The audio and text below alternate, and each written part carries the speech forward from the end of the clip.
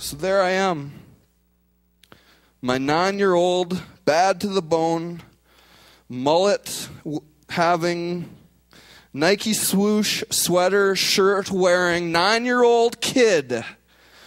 Broken, bruised by life. Figuratively, I'm exactly the same as Buddy that we heard in the Good Samaritan, lying on the side of the road, bruised, broken, robbed, left for dead. That's me as a 9-year-old kid. Beaten up by life. I can't imagine the people that have abuse situations and stuff like that, because me as just having my parents divorced and they still love me. I was this 9-year-old kid. Bad to the bone, lying on the ground, beat up, bruised, robbed, left half for dead by life. Just like Buddy in the story we read. He's taking a trek from Jerusalem to Jericho. He gets robbed, and he's left there lying. And whether or not you realize it, or at some point in your life you can relate with that sort of feeling, going, man, what's the deal? Life is just giving it to me. And I chose to live there for a long time. And so just like in the story, he's lying there, and who comes by?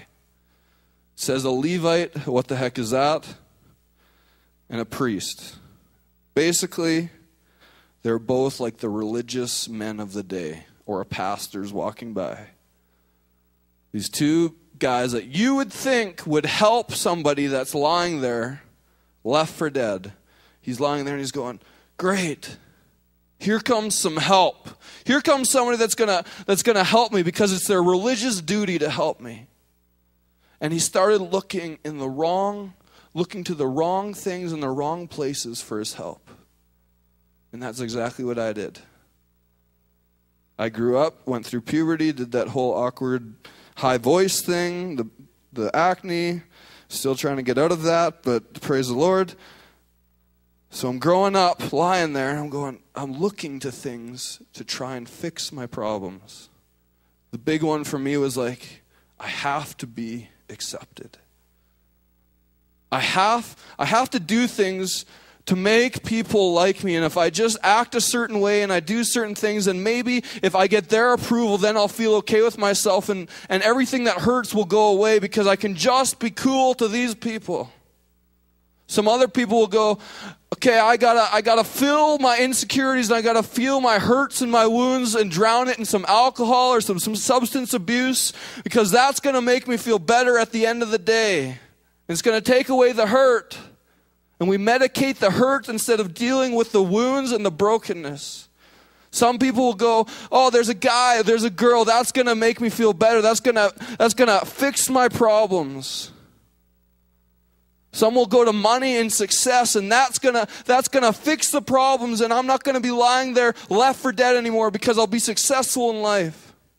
But we look to the wrong things for the answers. Just like he looked to the Levite and the priest, and they walked by and did nothing for him. And then who comes strolling down the road? A Samaritan. Now for a Jewish buddy to be lying there and he sees a Samaritan coming down, he's going, crap, this is it. Say my prayers. He's going to finish the job. Because the Jewish people and the Samaritans didn't get along. The Jewish people would call the Samaritans heretics, and the Samaritans would call the Jewish people dogs. They were not friends. So he's lying there. And the Samaritan comes strolling up, and he's going, okay, this is it. I'm going to kick some dirt in my wounds. But what does the Samaritan do?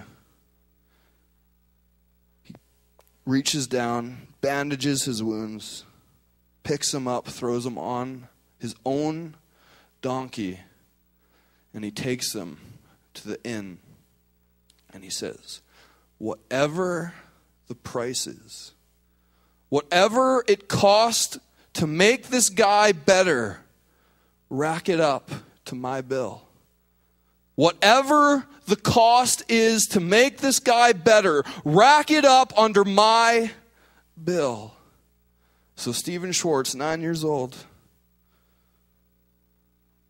growing up, living there broken, the very place, the place that I least expected, church.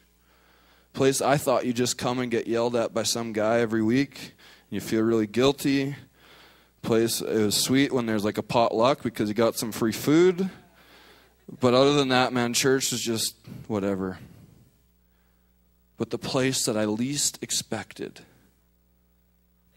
the church, Jesus came and met me. Just like the Samaritan. Jesus reached down, bandages my wounds, picks me up. And then he says, no matter what the cost to make this son of mine better, rack it up under my name. Whatever the cost is, there's no cost that's too high for me to pay to make this kid better. I don't care if it takes me to the cross.